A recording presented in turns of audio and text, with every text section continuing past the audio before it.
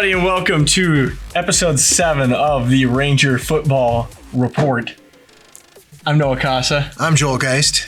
And week 7, we're taking on Mounds this week. But before we get to that, we played a pretty dang good game against Eastridge this week. And we'll start there. All right. You want to start with your thoughts? My thoughts. It was a really good game. The defense played really well. Yeah. There's no doubt about the fact that they were definitely not wanting to give up yards or points in the game, and it took them to the fourth quarter to actually put anything on the board. Well, they tried their darndest at the end of the first half. At the end of the first half, and I'll talk about that. We got some clarification. We got some clarification on that. I did some clarification. So. The halftime score was, what was the halftime score?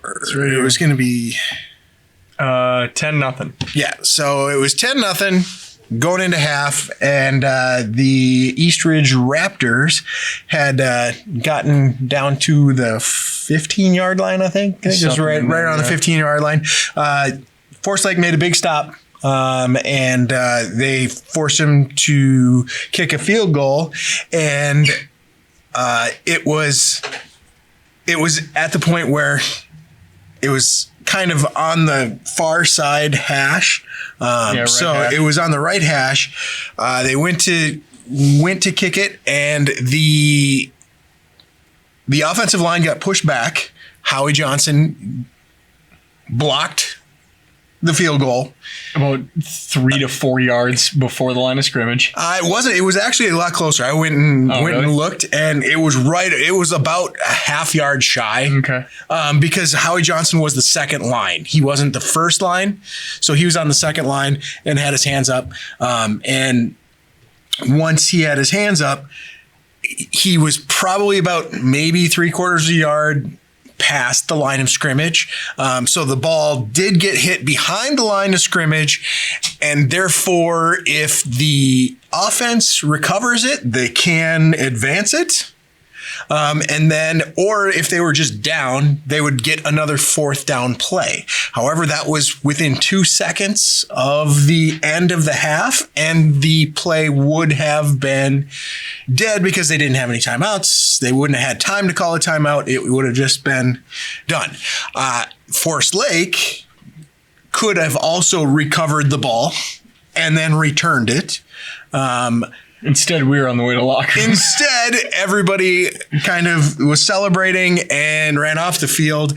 While that happened, there was an inadvertent whistle because that ball is still alive on the ground. There was an inadvertent whistle from one of the officials. I believe it was the official on the Forest Lake side. And if there is an inadvertent whistle, rule states that if there's an inadvertent whistle, you will get a replay of the down.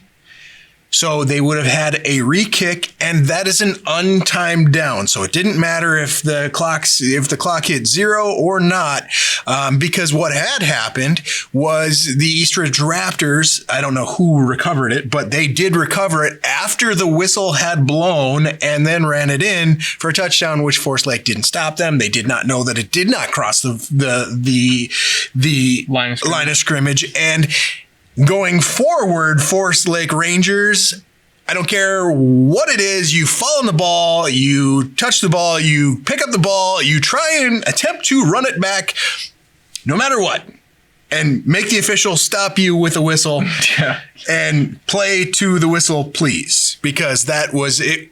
It was also not explained very well by the official that it was going to be a replayed untimed down due to an inadvertent whistle. He brought up the inadvertent whistle, but he never said because of it was going to be an untimed down, or it was just like he threw it out there that it was just going to be a redo. Right. And so I did some searching and found the actual rule that states that it is an untimed down, which also came into play in Sunday's game in London, which is part of the reason why I found that rule with the ghost wire kick in London. Well, the biggest thing about it is it didn't get past the line of, like, the ball itself did not get past the line of scrimmage. Correct. If it would have gotten blocked and flown out of the back there, in the field of play down to like the 1 yard line, but not gone through, it's a dead ball. Right. But because it didn't get past the line of scrimmage, it was still a live ball. Well, at least NFL rules, that is not a dead ball. Correct. The defense. High school, it is a dead ball. Yes. Yep. Because we saw that in the Woodbury game. Yes. We blocked the field goal and it landed at like the 5 yard line. Or I think we blocked it straight back, but the guy that got his hand on it was like a yard past the line of scrimmage. And so they just blew it all dead. Right. And that's how we got that shutout. But was it Woodbury or Park? Park. One of the two. I think it was Park. One of the two. That's a couple weeks ago. I forgot already. So anyhow, after looking at it with some clarification, we got some decent clarification, which I would have thought we could have gotten during the game. We did not, but that came into play as far as like point differential and things like that. Turns out that they re-kicked and they shanked the kick wide left. Missed it anyway. Missed it by quite a bit. And again, that was because it was on the right hash and he was trying to really push it to the left to get it over there and he just pushed it way too far left. Yeah. So anyhow, that is that play and that's enough of that play. We will not talk about that play again.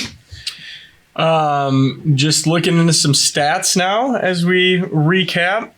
Connor had another well done night, 4 for 6, 41 yards, touchdown, and his first interception of the year. We talked enough about that on the broadcast. I think it was just, you're going to have one of those plays every once in a while with your quarterback that's trying to make a play. Maybe wasn't the correct call on where he was going with the ball, but what are you going to do? It's his first one of the year, and we're going into week 7 now. I think I'm more than okay with it being this late into the year that he gets his first pick. Anyways, Micah with a huge throw and catch this week. Right. He was 1 for 1, 41 yards and a touchdown on the receiver screen to Westman. Yep. That led into Westman having quite the day receiving-wise, 63 yards and a touchdown on 3 receptions, 41 of that being the big one. Yep, and Rayfield comes up with another touchdown as well.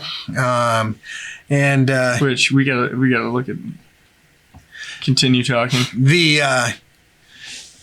And I was really happy to see Rayfield catch the ball 1 yard deep in the end zone. Yeah. So, because he has been robbed at least twice this season. He has been robbed where he's caught the ball on the 3 yard line and he's had to make a great catch and just he's made an amazing catch and then either a shoestring tackle or the defender that was coming in trying to go for the ball hits him and he just falls just a bit short. So I was really glad to see that. Well, and he's had 2 that would have been walk-in touchdowns with nobody around him and they were just a little too far out of reach. Right. And yeah, it was good. And I called that one.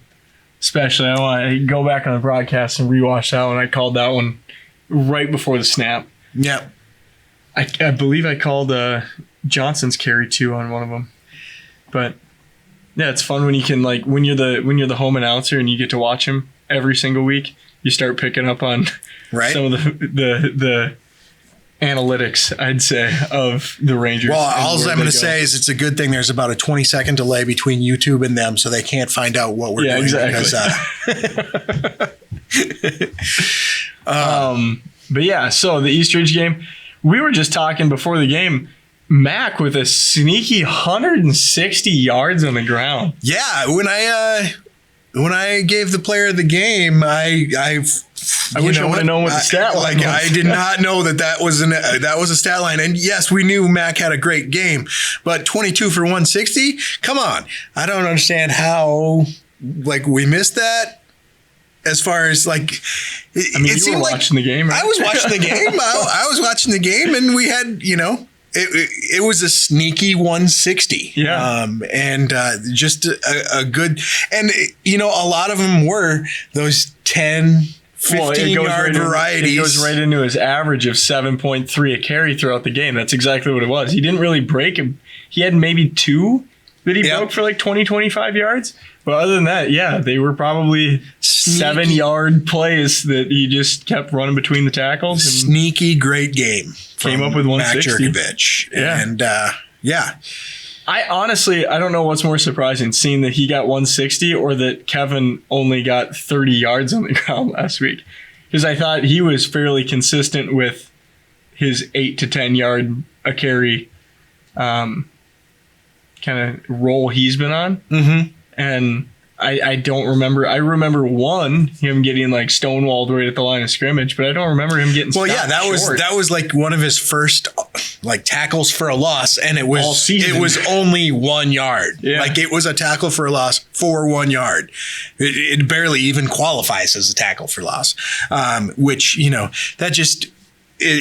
And he got hit behind the line of scrimmage, and he fought for that extra. He got hit probably 2 or 3 yards deep, and fought to get that 1 yard. So he was only 1 yard deep on the tackle for the loss. And then as far as average yards per play, 5 yards. 5 yards of play. We'll take that.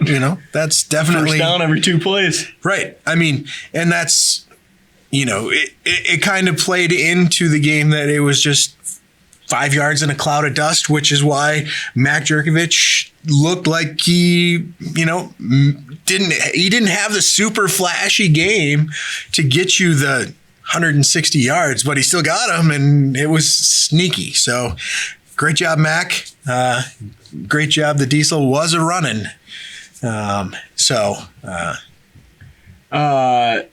Rushing yards. I mean, we almost doubled Eastridge. We finished with 43 carries for 221 yards. They went 31 for 116. So the rush defense, again, with a pretty decent game. The Rangers still only giving up 77 yards per game on average, which is a pretty crazy number if you ask me, especially when you pair that with the fact that we're averaging 233 yards on the ground every single week. That's a recipe for wins, and a lot of them. And previously, I've spoken about how our rushing defense is where teams are really hitting us. Mm-hmm. I mean, we're not giving up a lot of yards on the ground. Mm-hmm. It's just a bigger percentage. And this is what I was kind of explaining to you in the booth the other day, that this is kind of why, Forest Lake's rushing defense in no way, shape, or form is a problem or a liability. The difference is that's where teams find that they can actually get some first downs here and there. Yeah. And the problem is you're getting first downs, but you have to string 10 first downs, or, say 4 to 5, depending on where they get the ball. They're getting the ball typically at the 20, 25. So that means that you're going to have to string, 7 or 8 first downs in a row that just barely get past the sticks rushing against this defense that leads 6A in tackles for a loss. So once you get and sacks. So once you get behind the sticks, yes, they can run on you. And okay, so it's 3rd and 15. We're going to give up 10 on the ground. Now it's 4th and 5. Okay, you're punting. Okay. Yeah. Well, so big deal. And we've also seen throughout the weeks, a team will rip off a 15-yard run that you're like, holy cow, how did that squeak through? But then the next play they roll out to pass. Howie comes in, sacks him for 15. That 15 yards on the play before is net 0. Right. And so I think for every big run that we give up, our defense more than makes up for it throughout the drive. And there's a reason that Roney has the stats that he has in the punt return game right now, and it's because he's getting a lot of opportunities. Right. He's been fielding a lot of punts in the last handful of weeks. And getting back to the tackles for a loss, these teams are trying their hardest to run away from Howie. Mm-hmm. And guess what? Guess who's on the other side? Cullen Christensen is on the other side, and Nate Schleif and Cullen Christensen on the other side know that they're going to try and run at them. Cullen Christensen played one of the least selfish games I've seen out of a linebacker. As far as stats, you look at his stat line and there's about 4 tackles in there that won't show up. That was him solo tackling, dead stopping the ball carrier behind the line of scrimmage, and somebody else comes in and makes the tackle. But if he was not there, he basically posted up, made the ball carrier stop, slow down, or change direction directly into another player. And Cullen Christensen had an amazing game. And there was probably at least 3 or 4 tackles on there that he did not get credited for because he did not touch the ball carrier. However, he was the one that made the ball carrier stop. Yeah. And so that's one thing where I'm talking about this bend but don't break defense. Like, it's a bend but don't break defense, but there's also a very big swarm on the other side of Howie Johnson. They know that they're not going to try and run to Howie's side. Like, you'd be mad to try and do that. However, they still have to touch Howie with 1, 2, sometimes 3 guys just to chip him, to keep him in his spot. So then they know that now we got to go the other side. Well, when they do that, Cullen's kind of out there by himself, and then has the other guys come in. Once their guy has kind of went to go and chip on Howie, now Schleif is, out and free. Also, Durago came in, and Tamakung also came in and just made a Dagerstrom was in on a ton of them too. Yeah, so this defense is doing a great job in the outside seal and just slowing them down so everybody can get there. And it's the host of Rangers when we say, and tackled by a host of Rangers. Like, some of them it's in the stat line and some of it's not. And I really want to shout out Cullen Christensen's job last week on just stopping the ball carrier. And I couldn't believe that the tackle that Tamakung made, because I didn't even see him coming. Came in like a missile. Cullen Christensen stopped him dead, and Tamakung came right around him, came at him like a missile, took out his legs, and Cullen Christensen was just standing there like, okay, good job. Yeah. No, it's funny. We're talking about Cullen playing a very not selfish, the least selfish game we've seen a defender play in a long time. And yet, in almost every statistical category across the board last week, he's still leading the Rangers at the end of the game. It's crazy. He had eight total tackles, 3 tackles for loss, and a sack. And like we were just saying, I mean, the top 4 in tackles last week is Christensen, Johnson, Tamakung, and Schleif, and then Dagerstrom and Durago.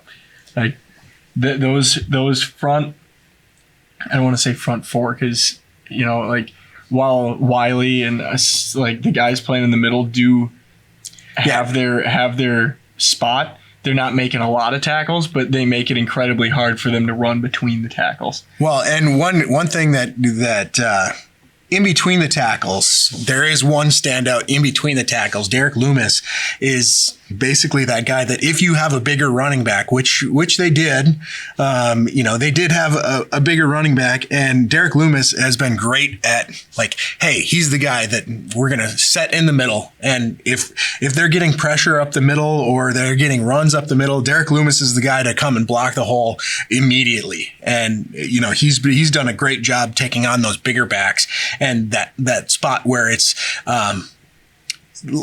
not this week, but last week against White Bear, he did a great job doing that too, where they had that bigger running back as well.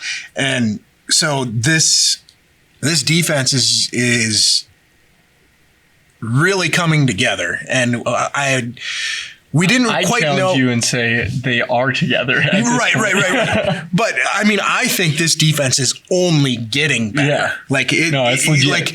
like we didn't know what we had at the beginning of the season with the defense because there was a lot of guys like we lost a lot. We lost a lot. Loomis, Degerstrom played quite a bit last season, but he was kind of in the backup style role. He wasn't on the field all the time. And so we didn't know what we had. Tamakung was definitely he's night and day difference from, the first season, the first couple of games last season. And then he started to come on late in the season. And this year he is lights out. I mean, and one thing that we can't talk about also is our coverage has been good. And we got a couple of penalties in that last drive. I can say that there was contact. I can say that most of the time that contact is not called. Correct. So I'm not going to say that, it was completely egregious and should have been called, but to call two that were like that back to back that were very questionable. I'm still mad about the Westman one because that was some beautiful defense. And I mean, everybody, no matter who you look at in high school football, if you're looking back for the ball and you're trying to fight for the ball, rarely are you going to get called unless you absolutely just shoved him, with both arms trying to get separation. If your head is turned around and you are looking for the ball and you're going up for the ball with one hand, rarely are you going to get called. And that was just one of the rare ones. And it was two rare ones right in a row. Yeah. But I can say, Westman, Tamakung, you did a great job. Those penalties, I would still want you to play like that every time. Yep. Completely agree. So that's my thought on that. Any more thoughts on Eastridge in general? Eastridge in general, a better team than we have seen, from in the last few weeks for sure. From the last couple of weeks, and although they did check me 2 weeks ago, losing to Woodbury, right? The fashion that they did, and somebody else that we are going to see. We're about to get to them. Little foreshadowing. Yeah. Somebody else has also taken the Woodbury slide. You want to jump right into that? Well, yeah, sure. Why not? So last week, 2 weeks ago, I guess last week during the podcast, we were talking about how Eastridge lost to Woodbury after we did a number to them. And we were wondering what this Eastridge team was going to be like. Because we know that they historically seem to have been a bit better program than Woodbury. Mm-hmm. And even with their players out. Their quarterback was no slouch by no means. But I'm thinking to myself this week, after the Eastridge game right away, all right, we're on to Mounds View. Mounds View kind of had their way with us last year. Right. And crazy things happen when we play at Mounds View. So I was a little bit nervous. And then I'm listening to the radio to hear all the scores and see Woodbury beats Mounds View 28-17. So either Woodbury has got their swagger back, or some of these teams are just not nearly as good as we thought they might be this year. And,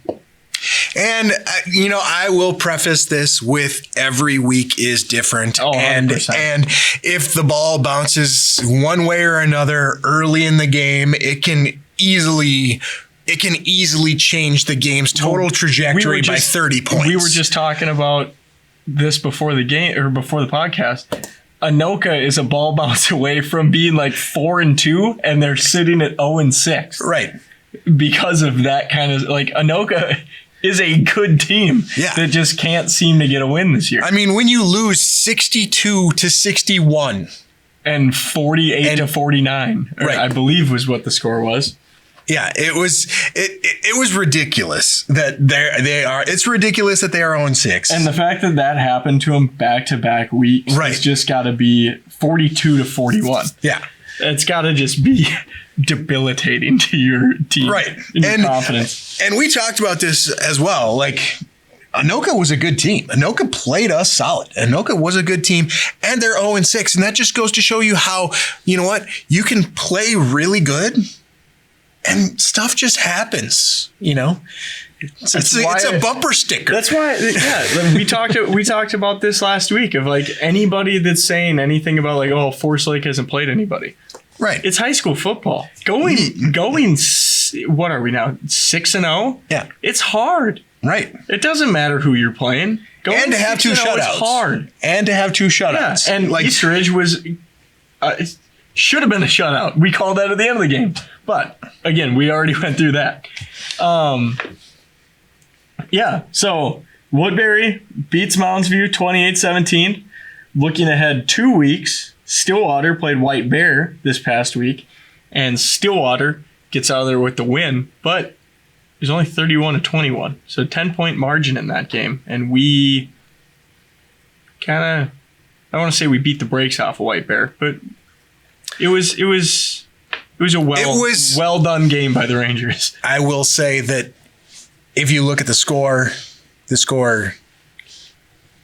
amply reflected how the game actually went. Yeah.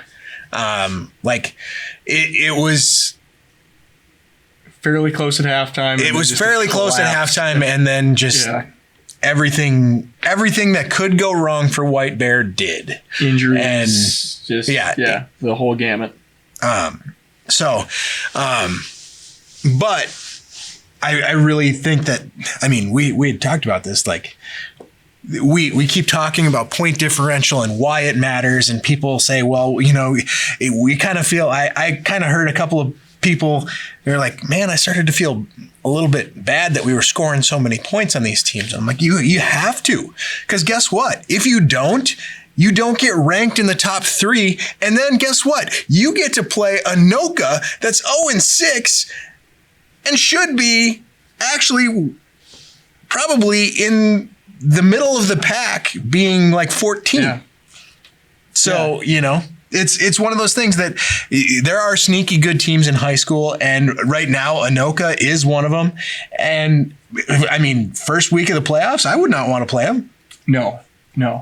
Keep us far away from Anoka in the playoffs. Yeah, I'd rather let them lose by 1 point to somebody else than us. And let me preface this by saying I fully believe that this Forest Lake team is better than Anoka. Yeah. Anoka is one of those teams that doesn't have any wins, but has played so good they should have at least 3. Yeah. Like, they should be 3-3. They're 0-6. Yeah. Yeah. So for the first time, real quick, we'll give an update on where the Rangers sit in standings and the polls. So the standings for playoffs, for the first time, I believe all season, the Rangers now match their poll ranking with their standings. So Forest Lake finally into spot 3. The only 2 teams above us in the overall standings is Maple Grove at number 1 and Minnetonka at number 2. Then your Rangers at 3. The only 3 undefeated teams left in 6A. And in the polls, we are also number 3. So okay. I think I as far as the polls go, I mean, that's a bit more subjective. The standings are based on stats. That's what playoff seeding and everything is all about. The polls are a fun thing to talk about because it's where everybody thinks you should be. And I'll be honest, I don't think that we've played anybody good enough to put us over Maple Grove or Minnetonka, right, especially off of historical value and everything. I think we are at the best spot we possibly could be without playing and beating one of those 2 teams. Right. And this is where it comes into what I say, and I've said this all season, is you can only play who's on the schedule. Yep. And right now, if you look at Minnetonka and Maple Grove's schedule, like, they've played some really good teams, and most of them are in the top 15 in 6A. And that's why they are number 1 and number 2. And you're not going to, unless they take a huge loss, you're not really going to see a huge difference in those rankings. I don't know why it took me this long to click on either Maple Grove or Minnetonka, but I just did. I got a pretty good feeling both teams are going to pick up a win this week. But the last game of the season will be number 1 Maple Grove going up against number 2 Minnetonka. Wow, that'll be battle of the unbeaten. Battle of the unbeaten in week 8, which would be crazy. Unless a crazy upset happens, but that should be. I would expect that's the match. You want to put a couple of jelly beans on that there will be a Casa family member at that game? I would probably say so. Yeah. I would bet you Caleb's going to be fighting tooth and nail to get down. Absolutely. You can check him out. Unless he's got a 9-man game to be at, I guess. He's been all over the state for some big matchups this year. You can check Caleb Casa out, a former member of the broadcast crew, which, who knows, maybe he'll make an appearance or two. Going to try for a playoff game or something. So you can check him out at mnhs.com. Or on YouTube, MNHS Network, yeah. Yep. And if you want to check out the highlights to that game, he does an amazing job. I would pretty much guess that he's going to be at that game. He was down on the border of Minnesota and Iowa last weekend for, I think it was the Sioux Falls game or something like that. Gotta love that 9-man. He's all over the place. But we'll run through the scores of Maple Grove and Minnetonka from last week. Maple Grove played STMA, beat them 35-24, and Minnetonka played Wayzata, beat them 28-0. So still 2 absolute powerhouses that the Rangers are going to have to, at least one of them, they're going to have to get through at some point this season in order to win a championship. But as the season goes on, I grow in confidence that I think we can actually hang with either one of those 2 teams this year. Well, I mean, the thing is like you look at it and you can only play who's on the schedule, and you can only ascertain by what everybody else has done. Like that's why we've been saying like, well, how did they fare against Woodbury? How did this team fare against Prior Lake? Which Prior Lake has beat some pretty good teams recently. Yeah, Prior Lake is and so they just beat Rosemount last week, I believe. So Rosemount was number 3. Prior Lake beat Shakopee last week. Oh, yeah. Prior Lake beat Shakopee. And Shakopee's number 6. Yeah. So, there's...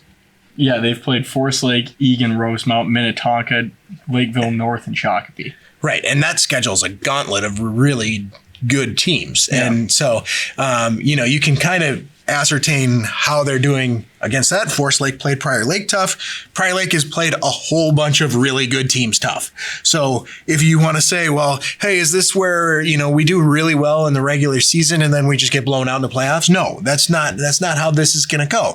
This team is built to play each opponent and play to its strengths, which right now, if you want to try and pass against us, guess what? You get to play against the interception leader in 6A. Now, as of... Or tied? He got passed? Okay. But, okay, so he's number 2. Yeah. You get to play against the number 2 interception leader and the sack leader in 6A. Tackles for loss leader in the team as a whole. So like if you want to play that game and try and go up top, okay, you can try and do that. Also, if you want to try and run, you can try and run, and you might get 5-6 yards every time, but you're going to make a mistake. The loss of 15's coming. Right. The tackle for a loss is coming, and you will be behind the sticks. It will be 2nd and 17. It will be 3rd and 20. Like you're going to get into that spot, and that's what this defense really, really excels at. And guess what? When that happens, when it's 3rd and 21 and they make another big sack right behind it, guess what happens? A punt. We have really good field position. We get a pretty solid return from Roney, and then usually within 4 plays, Mac breaks one.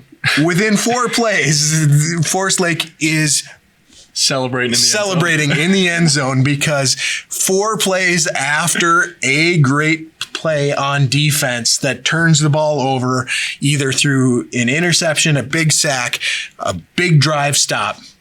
That's when the big plays from the offense comes. And it's just really weird that it's happened that way, but it's like clockwork. This is a big play team, and it feeds on big plays, and big plays beget big plays, which is kind of a. Well, I'm gonna rapid fire through a couple of week wrap up stats going into this week, and then we'll jump into a quick overview and preview of Mounds U and get out of here. Forest Lake currently sitting in 3rd in points scored behind Andover and Maple Grove with 216. Forest Lake still leads in completion percentage and quarterback rating.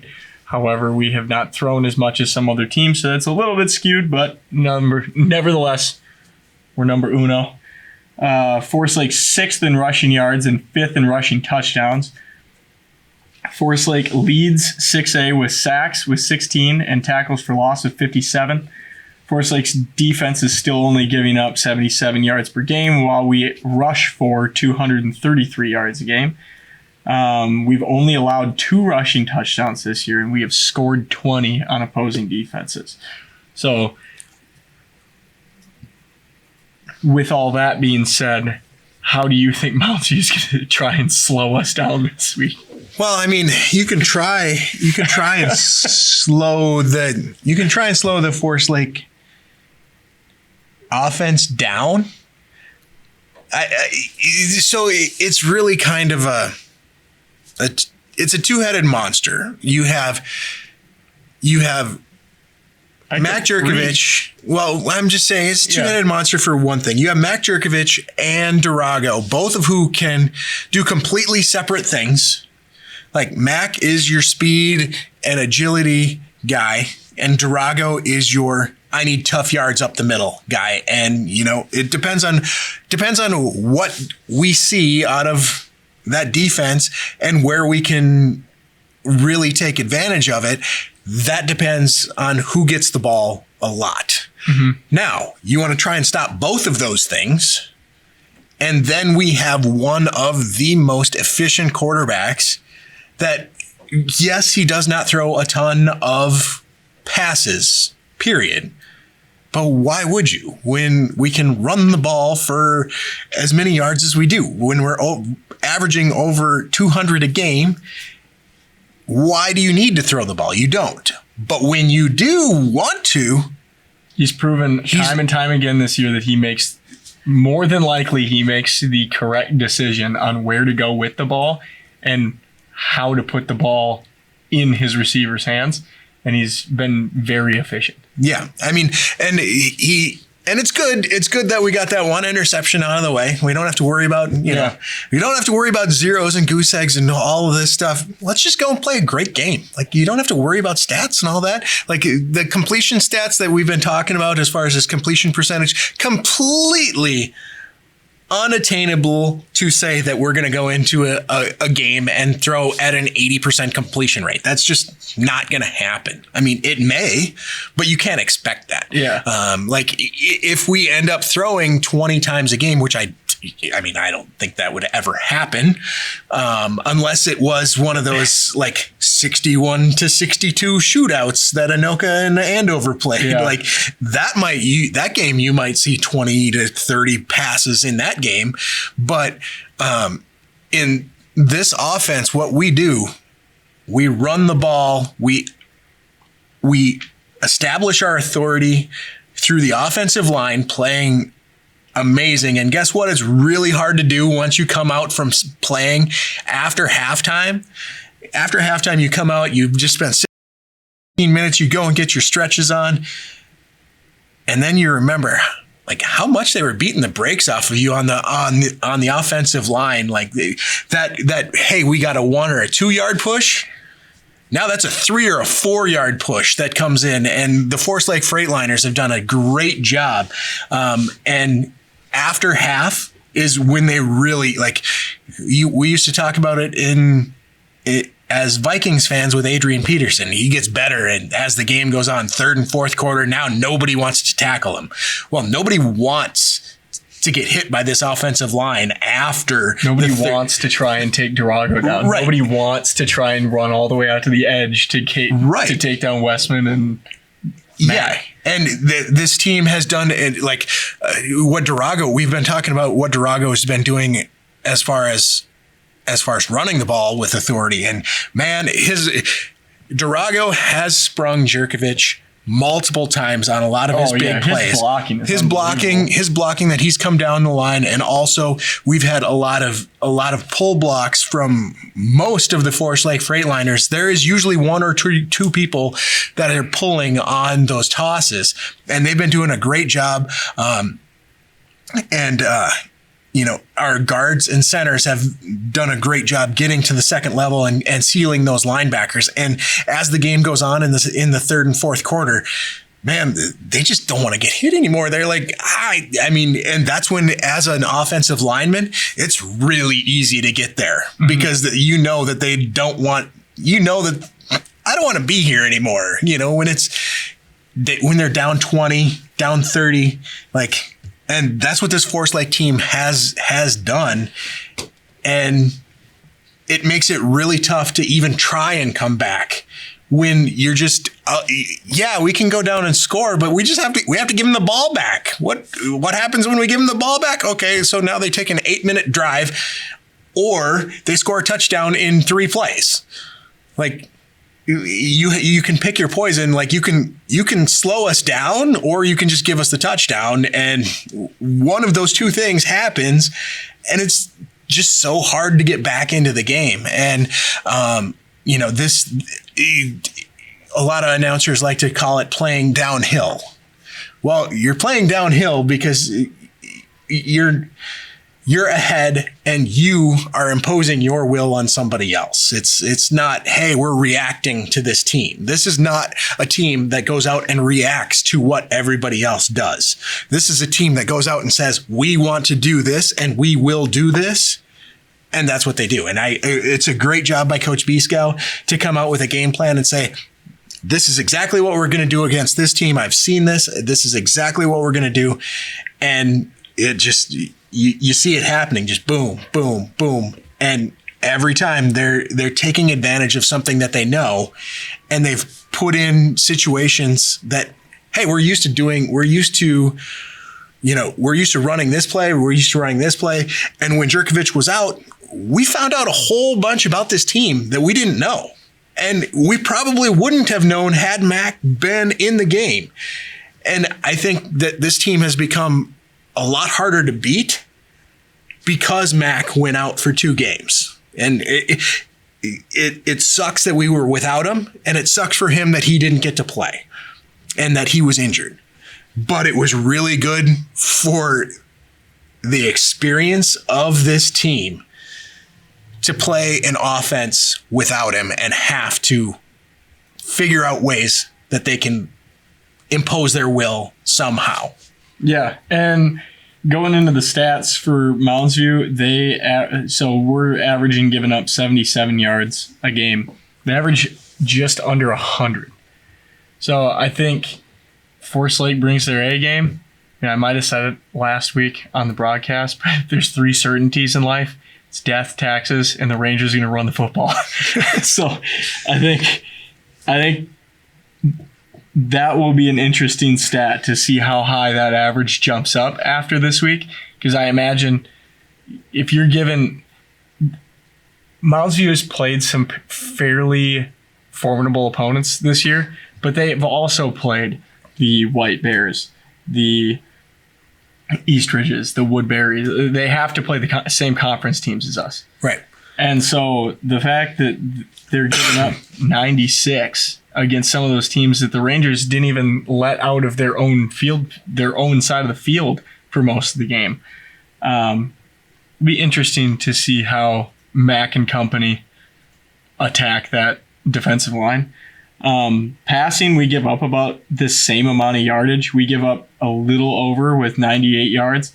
They give up 95 a game. They pass more than we do. We average 78 a game. They average 140. But again, that's 140 on teams that really haven't been able to play defense this year. I mean, you would find that had Forest Lake been behind in a lot of these games, that we would probably have a lot more passing yards. Yeah. So it's one thing that we impose our will. We're playing our game, and we are making them play our game no matter who they are. So if we were behind, I would imagine that, we would be passing significantly amount more. But that's where, Mounds used played some games that they were behind. They had to pass a lot more. They've been in some games that, they dropped that they could have possibly won. But, it's something where when you look at,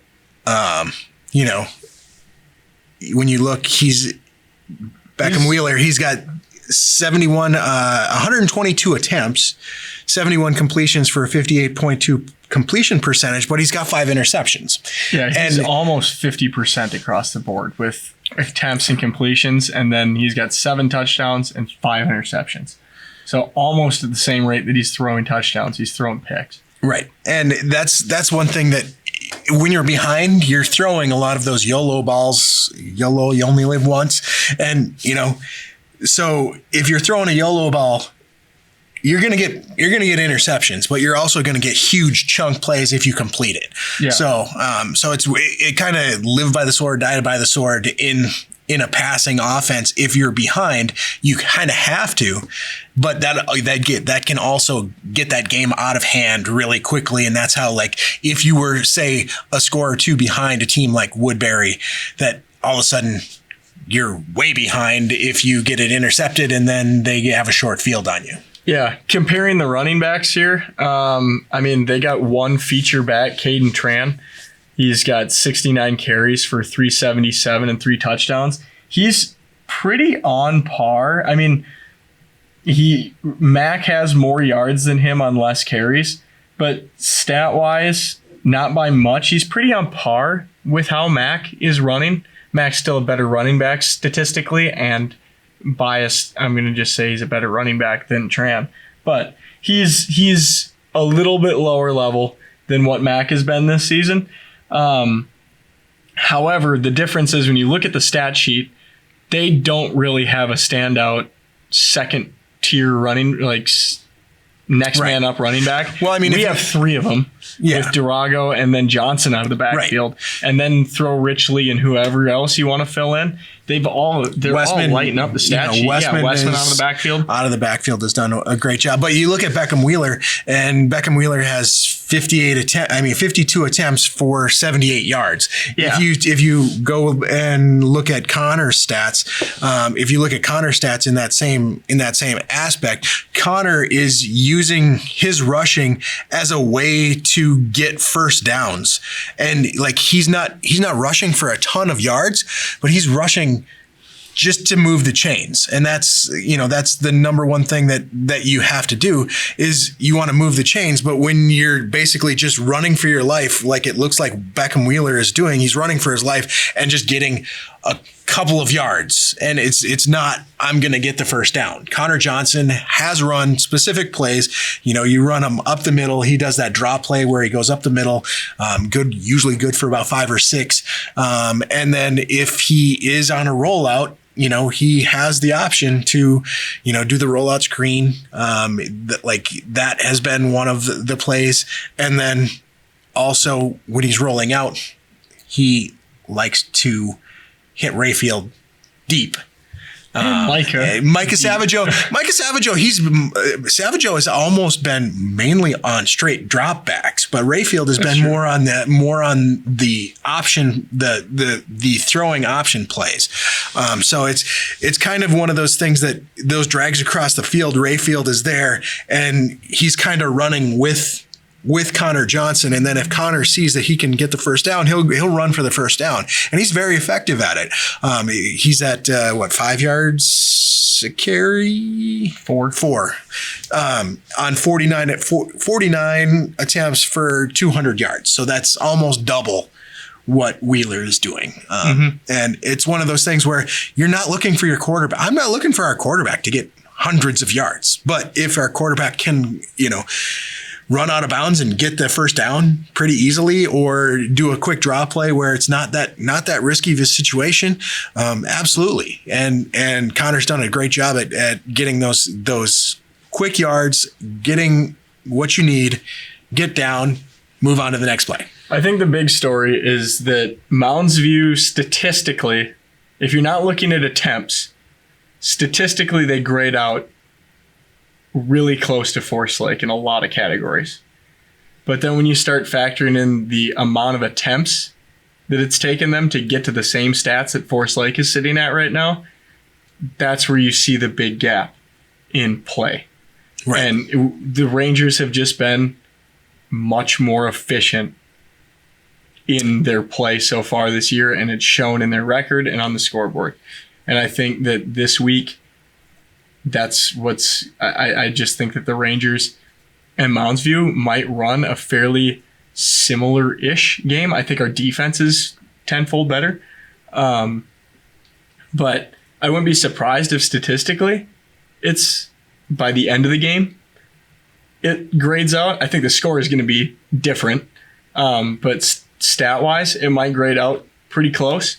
But just the attempts and pass completions, pass attempts, rush attempts, all that stuff is going to be much higher than where Forest Lake's at. Yeah, I'm going to say this for this game. Let's get into predictions. I think Forest Lake should pull out a win. Mm-hmm.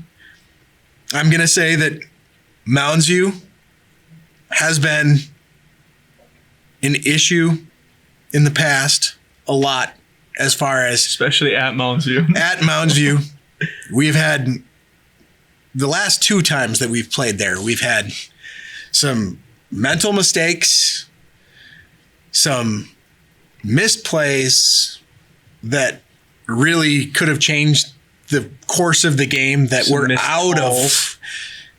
out of our control. Yeah. And I really want to say that Forest Lake comes out with a good statement win. I think that even if there is a few of those mistakes, that this team is good enough to make up for them, and everybody's going to pick up whoever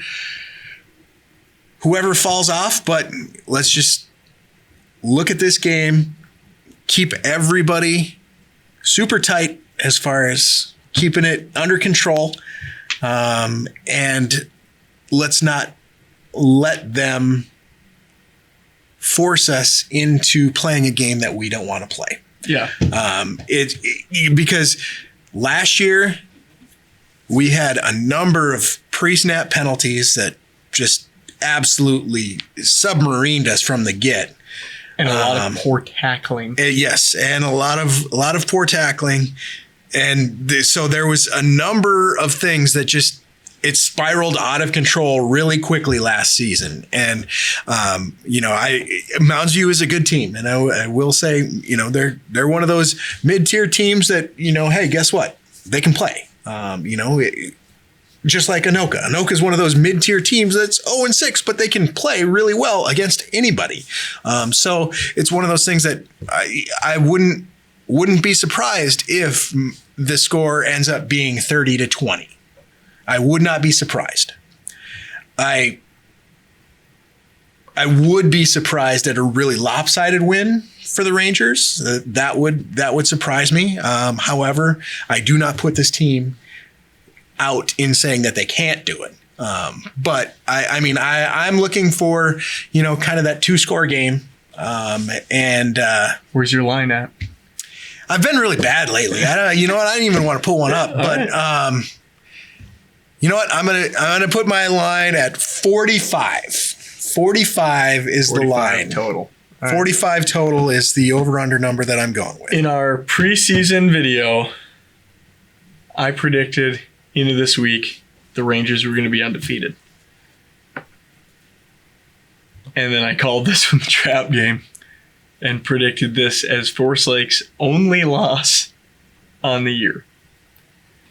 I think I was going straight homer with it the entire prediction video because I don't know if I necessarily to my core thought that we'd be sitting here at a 100% undefeated record going into Mounds View. Right. I thought Prior Lake would maybe be a little closer. I thought the Anoka game. Well, Prior Lake was close. Some weird. Well, yeah. Anoka was close. I thought that those two games in particular could go either way, but I was choosing the Rangers. So now that we are sitting here undefeated and knowing how Mounds View has been this year, I just can't see the Rangers losing this game. I think it's more competitive than last week. Mm-hmm. But I still think the Rangers win by a couple of scores. I'd go 28-14. Maybe even 35 if we sprinkle in a end of the game touchdown at the end. I'm predicting it's a competitive game till the second half, just like White Bear. Rangers get a couple of big turnovers. Rangers score fast. And momentum shifts and Mounds View just isn't able to dig themselves out of the hole. That being said, it's a huge trap stadium. If somebody told me on Saturday that there was a little bit of Mustang magic and somehow, some way, I was mad and felt like something weird happened to where the Rangers didn't win, I wouldn't be insanely surprised. But that being said, my official prediction for the game, wholeheartedly, the Rangers do win this one. And we win it by at least double what Mounds View scores. Okay. That's what I'm going to say. And then I think we waltz into Stillwater, kick some tail there, and we're into the playoffs. Undefeated. So when I said it could be a 30-20 game, that's not what I'm actually saying. I said it could be a 30-20 game, like it could be two scores. Yeah. To get to my 45, my prediction is 35-10. So you are predicting a blowout. I am. Okay. It would not shock me if this was a two-score game, though. Okay. I fully that's expect. Where I'm at too. I fully expect this team to play up to the standards that it has been playing, which is very high, and it is, as you like to call it, bank or bust. And you know, I don't think we've said that on air yet. I think we may have in a past podcast, but yeah, it's bank or bust, baby. Like this team is playing well enough to play with the Minnetonkas, the Maple Groves. It is playing well enough to play with those teams. We will not see them for a long time. It's coming. It's coming. It's coming. This team is good enough to play in that, and we are deep enough. Like it's not. Oh, yeah. It's not that we're just good and we're relying on one person to do it. Like Howie Johnson is by far and away the leader of this defense, and you know he makes this team really difficult to play against on defense. We have a lot of other players that are playing really well that, you know, make it so you can't double and triple Howie and just shut him down. Howie's going to get his, and everybody else is going to get theirs because they know how they have to play Howie. And on offense, Jurkovich is always one play away, one cut away from being gone. Durago, you better have four guys to bring and tackle him because you're going to need four guys. Yeah.